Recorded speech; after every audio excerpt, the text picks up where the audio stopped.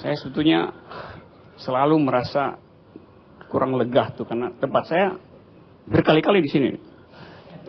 Perpada residen kayak. Ada konspirasi apa nih Pak Karni? Naruh saya selalu di sini. Saya tahu saudara nggak mengerti apa yang diucapkan oleh Sahal tadi. Saya mengerti itu. Saya coba bantu rumuskan secara singkat. Yang dicemaskan Sahal tadi adalah hilangnya keakraban warga negara. Karena orang bertanding interpretasi itu. Jadi kalau kuliah Sahal tadi diringkas bunyinya begitu tuh. Hilangnya keakraban bernegara karena pertandingan interpretasi. Interpretasi apa? Interpretasi ayat. Mestinya orang interpretasi ayat konstitusi bukan ayat suci. Tapi itu memang bukan wilayah saya dan saya paling alergi untuk nyentuh soal semacam itu tuh. Apa tadi supaya saya jangan salah pertanyaan tadi, adakah dalangnya tuh? Ada. Soalnya di mana? Tentu nggak di Asmat dalangnya tuh, jauh. Sangat mungkin di sekitar Monas. Kalau kita pakai logika kita, kalau kecurigaan tadi, orang berupaya untuk ngasih dalil, bikin teori, secara semiotik semacam ini, secara analitik semacam ini. Tapi soalnya adalah, tadi saya baca di media sosial, juga dikutip tadi di dalam forum ini, ucapan Presiden Joko Widodo. Beliau bilang begini,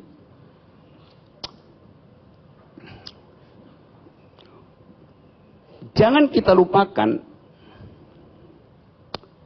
kira-kira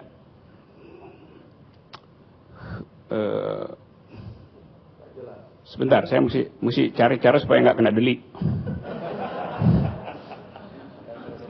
Jangan kita lupakan keindahan kerukunan. Karena selama ini kita telah hidup rukun itu. Sebagai ucapan itu sastrawi ucapan itu. Tapi isi informasinya nol. Itu sama seperti orang bilang, jangan lupa mandi karena selama ini kita sudah sering mandi itu. Saya ingin dengar sebetulnya satu public address dari Presiden tentang soal ini. Tapi dia hanya tiba pada statement yang sebetulnya nggak ada isinya itu. Jadi Anda bayangkan, ada kegelisahan, ada kecemasan. Kita hidup dalam republic of fear. Dan reaksi istana adalah puisi sebaik itu. Puisi yang isinya tautologi itu. Padahal masalahnya luar biasa. Konkret dan mendesak itu. Kalau kita coba bikin semacam analisis kecil-kecil gitu. Tadi saya bilang bahwa psikologi massa dan itu yang membebani kita, dan beban itu kemudian ingin dikanalisasi oleh ILC adalah bahwa dalangnya memang ada. Tapi mengucapkan itu membutuhkan keberanian. Dan orang bikin semacam keterangan post factum bahwa sebelumnya ada begini-begini, oleh karena itu akan begini-begini. Tapi sampai sekarang nggak ada satu keterangan pun yang bisa membuat masyarakat kembali teduh itu. Yang adalah komentar-komentar yang justru reaksioner. Presiden mengucapkan ulang lagi tadi di dalam caption yang disodorkan ILC tadi. Mereka yang intoleran tidak ada, apa dia sebut tadi, tidak ada tempat. Loh, itu reaksi, itu Presiden justru nambahin semacam kecemasan pada kehidupan politik kita. Nah, problem kita sebetulnya, setiap kali ada konflik horizontal, yang diundang pertama ke istana adalah pemuka agama. Padahal problemnya problem sosial. Akibatnya, kita selalu melihat soal ini soal teologis itu. Gak dibongkar social condition dari kekerasan itu. Kondisi sosial dari kekerasan itu yang mesti diterangkan. dari dalam istana supaya orang ngerti itu. Tahun-tahun 40-an ada konflik sejenis semacam beginian tuh di India tuh. Ada seorang India beragama Muslim, sudah 5 hari dia di rumahnya, nggak bisa keluar karena ada mayoritas Hindu yang sedang mempersekusi minoritas Muslim di India. Akhirnya dia nggak tahan, dia keluar rumah untuk membeli susu bayinya. Istrinya bilang keluar rumah aja, kalau nggak bayi meninggal, nggak ada susu tuh. Ini keluarga miskin. Akhirnya dia maksa keluar rumah dan dia diuber dan dibunuh di halaman rumah seorang Hindu pada waktu itu. Terbunuhlah dia. Pertanyaan saya, apakah dia tewas karena dia Muslim atau karena dia miskin? Kalau dia kaya, dia bisa pakai helikopter untuk pergi beli susu ke Plaza Indonesia. Karena dia punya uang itu. Tapi karena dia nggak punya uang, dia meninggal di situ. Jadi kita berpikir ulang, apa social origins dari kekerasan itu. Kita ada dalam situasi yang sama hari-hari ini. Ada krisis ekonomi, ada daya beli yang enggak, maka meningkatlah semacam orang itu kalau kekurangan karbohidrat, kepalanya itu pusing, bawahnya marah itu. Lalu kita sebut dia orang gila. Iya, orang gila yang rasional gitu. Nah ini perkaranya.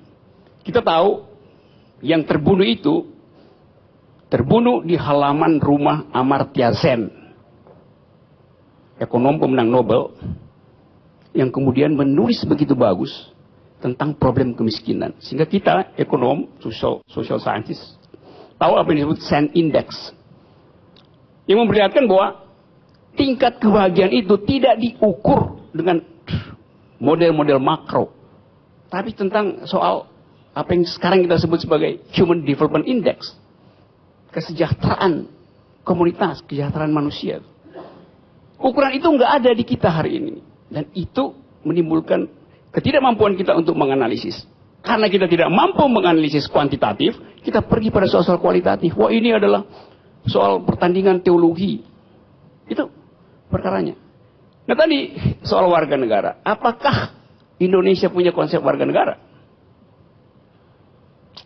Satu waktu, tahun-tahun 50-an itu, Sultan Syahrir naik pesawat. Mondar-mandir di Indonesia Timur, sebagian ke barat. Lalu dia lihat dari atas topografi bangsa ini. Dia komentar kecil. Bangsa ini sebetulnya melarat dalam aspek kewarganegaraan. Karena yang dilihat ada desa-desa komunal yang nggak terhubung dengan institusi modern. Jadi seolah-olah ini gumpalan-gumpalan komunal yang tidak terkoneksi oleh ayat konstitusi itu. Maka timbullah semacam doktrinasi. Jadi kita hari ini ingin bangun jalan tol buat menghubungkan apa yang disebut sebagai aktivitas ekonomi. Tapi aktivitas demokrasi tidak dihubungkan oleh jalan tol. Tidak mungkin jalan tol dihubungkan oleh aktivitas demokrasi dengan jalan tol itu. Jadi kita lihat ada trade off. Membangun infrastruktur tanpa membangun infrastruktur demokrasi adalah konflik horizontal akibatnya tuh. Nah kita, atau saya paling nggak ingin lihat ada suatu suasana lain diucapkan dari pusat kekuasaan tentang tadi ide berwarga negara. Tapi presiden nggak bisa mengucapkan itu, terbatas kosakatanya. Ini soalnya tuh. Tadi ada lagu bagus di situ tuh. Terlalu indah untuk dilupakan, band yang tadi. Tetapi backgroundnya adalah kekerasan. Coba anda perhatikan.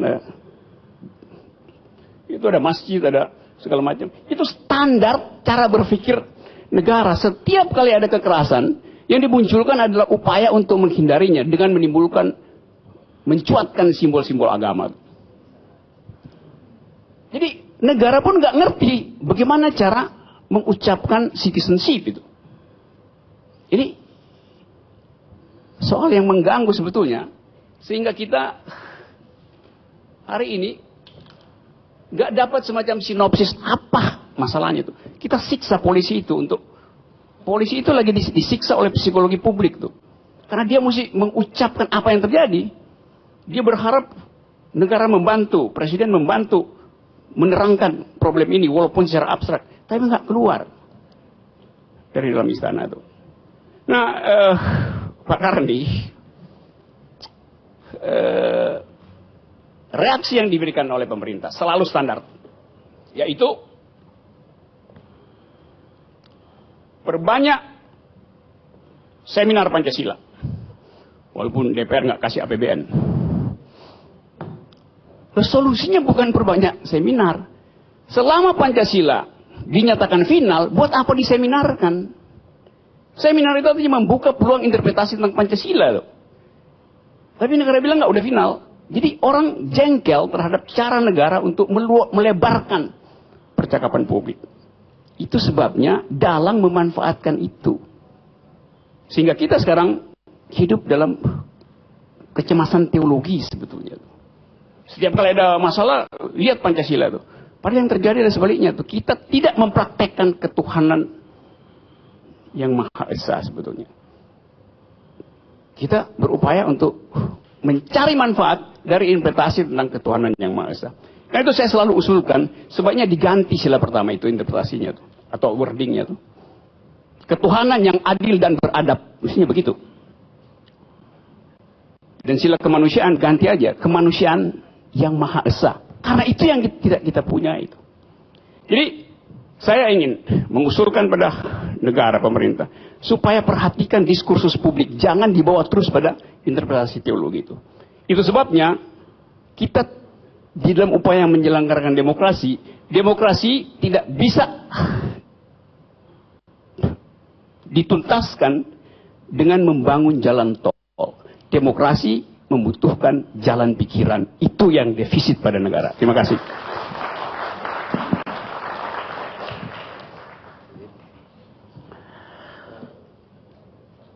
Pemirsa, benarlah kemiskinan itu ibu dari segala kejahatan, kata Marcus Aurelius, Kaisar Romawi. Kita rehat sejenak.